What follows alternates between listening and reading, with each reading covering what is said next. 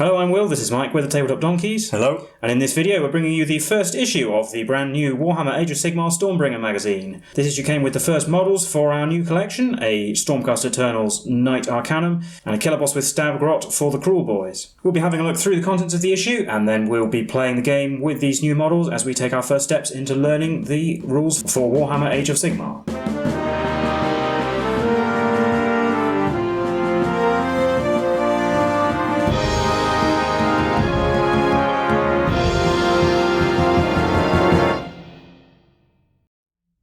So having a look inside the magazine, first up we have an introduction to the setting of Warhammer Age of Sigmar. Sigmar himself is a god, and he's sending forth expeditions into the 8 mortal realms. The mortal realms being 8 enormous planes of existence, each one shaped by a different wind of magic. But these expeditions would find it by no means easy, because there are many forces in the mortal realms that will seek to oppose them.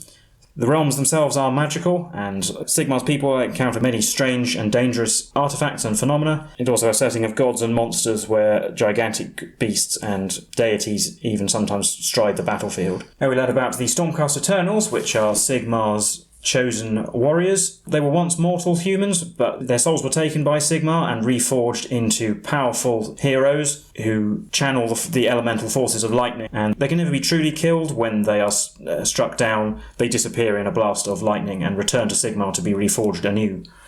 Great warriors clad in shining armour and equipped with deadly weaponry, and as it says again, they wield the forces of the magic of lightning and the heavens. And then the Cruel Boys. These are a kind of Orruk, green-skinned beasts that live mainly for violence and war. The Cruel Boys are some of the most intelligent and cunning of the Orruks, and have many cruel inventions and enjoy setting deadly traps and ambushes. And they dwell in the swamps of the mortal realms by preference, where they can hide away from civilization and build fortresses to protect their loot. As it says, while a single Cruel Boy is dangerous, they hunt in larger numbers, which can make them very difficult to stop indeed. Now we move on a little bit more to the gaming side of things. We're introducing the knight-arcanum miniature, which you can see there. And here we have a table where you can roll on to give a character trait and a first name to the knight-arcanum model. There's also a bit about rolling dice here, and it also explains that Knights-Arcanum are warrior mages who fight for the Stormcast Eternals, wielding the powers of lightning and weather.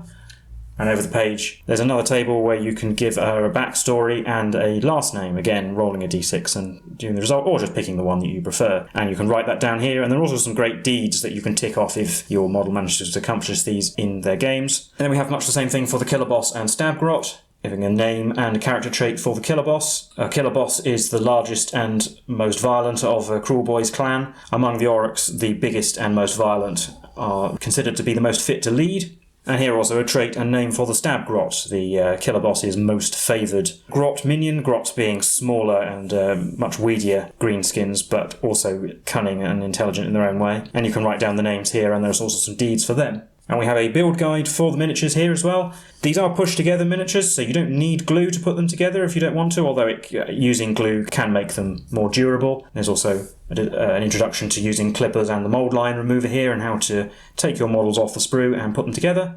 And there's the actual instructions for the 3 models there. It's very easy to follow. You can see what they look like when they're done. It does also mention that there are some spare parts you'll have, which with variant way you can build the models, but it tells you to build them the way they're shown here and keep the spare parts for later. And we also have an introduction to painting models, another part of the Warhammer hobby, where you can see here some high-level overviews of different techniques. There's no painting instructions in this issue because we haven't been given any paints yet, but it does say we'll be doing so in a future issue, and mentions some techniques and gives a description of how to read the painting guides that will come in future issues.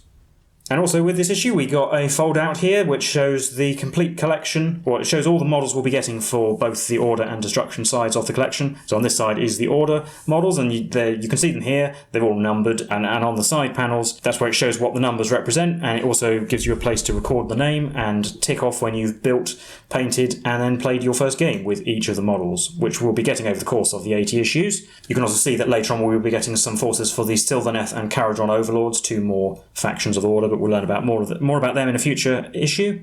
And on the other side, the same for the forces of destruction, including the Cruel Boys, but we'll also be getting contingents from the Ironjaws and Gloomspite Gits factions. Yeah, so it gives you a complete overview of what we'll be getting. But now I hand you over to Mike, who will take us into our rules and our game for this video.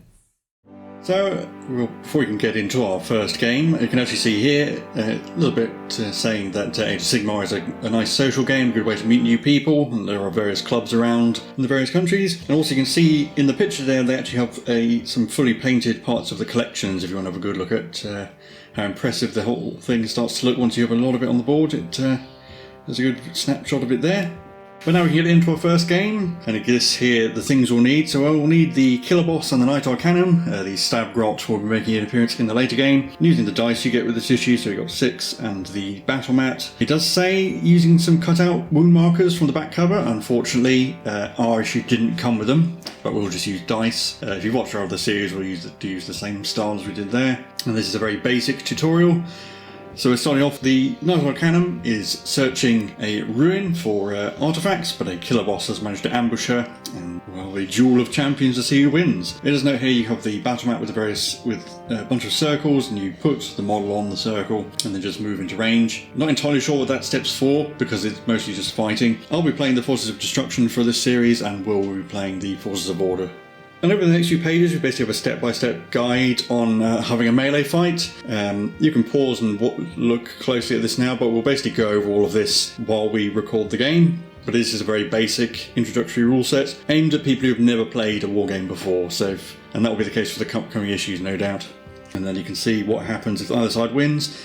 And then you can see the back cover. Unfortunately, it's an advert for the subscription, so no wound markers available, but we have lots of extra dice, so we'll use them. So we've got the board set up and the models deployed, get straight into it. So here we are, not entirely sure what realm we're fighting on yet, but we have Killer Boss Morlek down here in the bottom, facing off against Knight-arcanum Berea Starfang.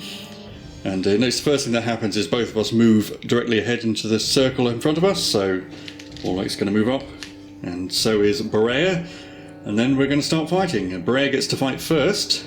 So we use this dice box here for the dice rolling, and Berea has 3 attacks. Yeah, so she rolls 3 dice, and we're looking for 3s or more, because that's what it says she hits on. So this 2 is a miss, so we'll take that away, and 2 hits have been scored. Yep, so now she has to try and see if those hits wound Morlek. So these will be on a 4 or more. We've got 1, so this one is taken away, but this one was strong enough to wound the Killer Boss. So Morlek takes a wound.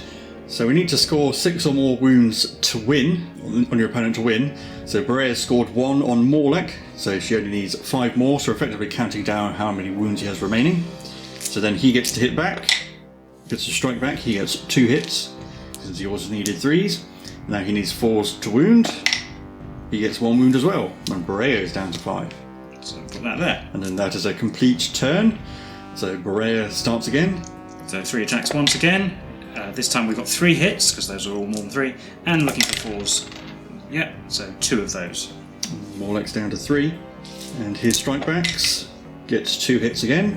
He is consistent, at least, and he wounds on 4s. He fails to wound, he must be getting tired. Can Berea finish him off in this turn? 3 more attacks, which all hit, and needing 4s. Getting 2 more. No, Morlek's only down to 1, 3 attacks back. Oh, he's getting angry now, they all hit. Looking for 4s, still can't get any. Oh dear, so Berea only needs to do 1 more wound. She's got 2 hits, and does get a 4 plus. So she is able to finish off the Killer Boss. So Berea has won the game. We can look at step 5 as a Stormcast victory. So even though the Killer Boss Morlek has slumped to the ground, he yells out for his Stab Grot knee biter to run off and fetch the rest of the boys, who will no doubt come to his rescue. But that was our first game, a Stormcast victory, so I think we'll do that again, just so we can get a clear grasp on the rules. So we set up again, and we've already done the movement step here, but we're going to let Morlek fight first, seeing as he is meant to be ambushing the Knight-arcanum. So 3 attacks looking for 3s, and that's a good start. He needs 4s to wound. 3 wounds right off the bat. Must have jumped her while she was looking the other way. So only 3 remaining. As I said, Berea can strike back, she gets 2 hits. 4s, only 1 though, so... Morlek's down to 5, but he gets to go again, hitting on 3s, only getting 1, needs a 4, no.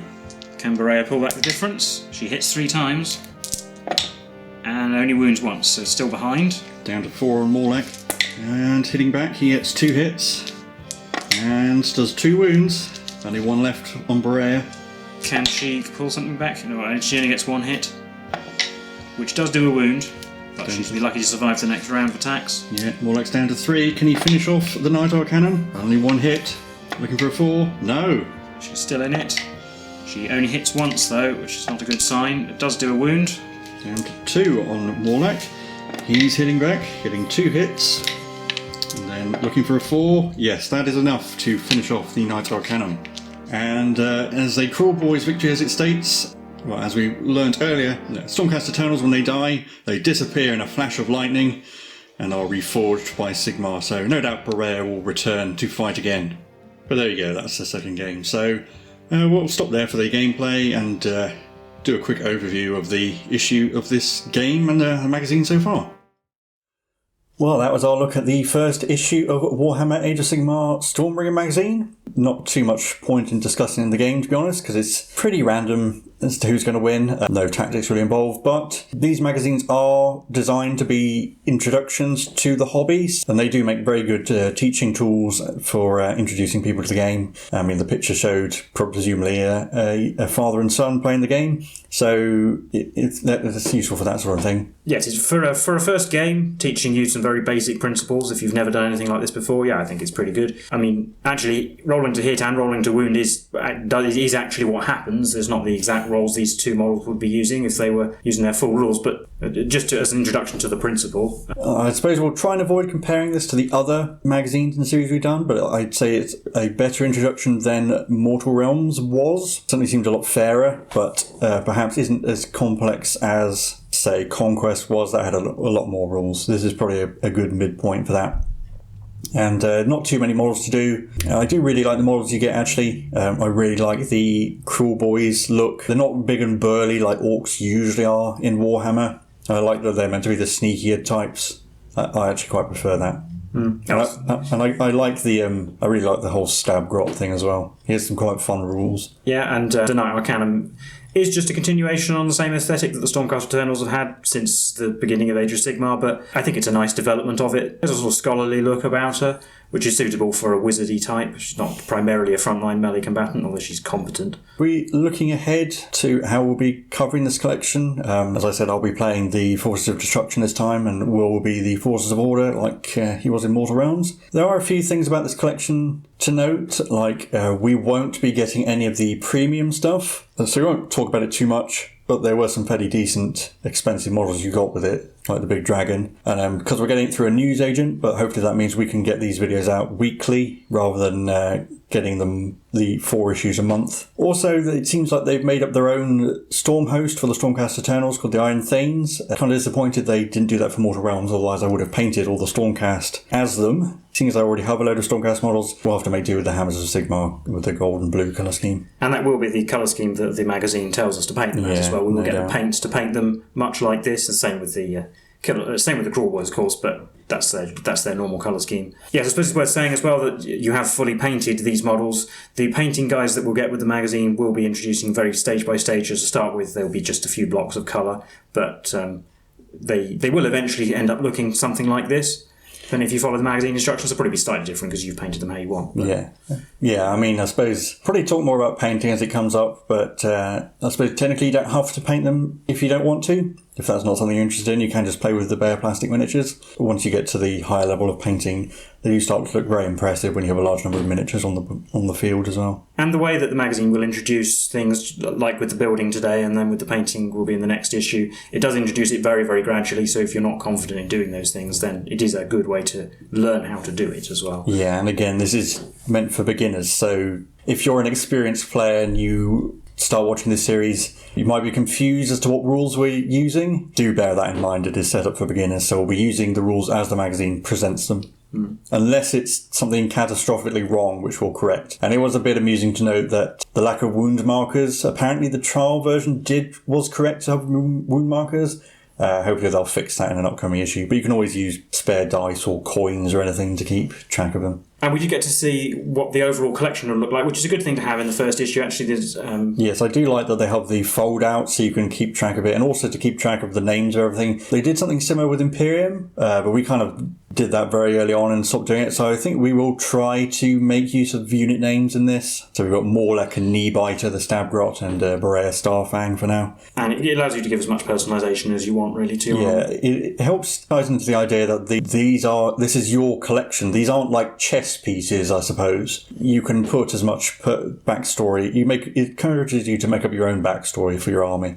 Yeah, and personalise it how you want, because they're your models. And also it's just quite handy to have the tick boxes, so you can keep track of what you've painted, what you've built, painted, and played the game with. If you're a beginner, then you might find that to be a good thing to have. And something we'll talk a lot more about over the course of the magazine, but is also an excellent saving over buying all the models with the collection individually. If you were to buy every issue, you would save probably in the region of a few £100 in UK currency or equivalent. And while you can't actually get these models individually, so the saving is not particularly obvious, generally speaking, you get the whole collection for a decent amount. For a decent discount. And even the models for the first 3 issues amount to the Warrior Edition, I believe it's called, the cheapest starter set for Age of Sigmar. Not sure of the price comparison, but I'm pretty sure it would be cheaper to get the 3 magazines than buy the Warrior Edition. So you do at least get a saving on the models if that's what you're interested in. And obviously as well, if you're interested in this series, you can always just buy the issues you want. If you're not interested in Stormcast, just don't buy those issues.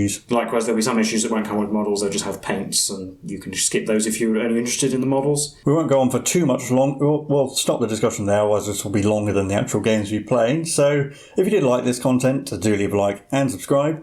And leave any comments if you're getting Stormbringer. Hopefully you'll follow along with us and leave any comments on our videos telling us how you've been getting on. Otherwise, we've been the Tabletop Donkeys, and we hope to see you in the next one. Bye for now.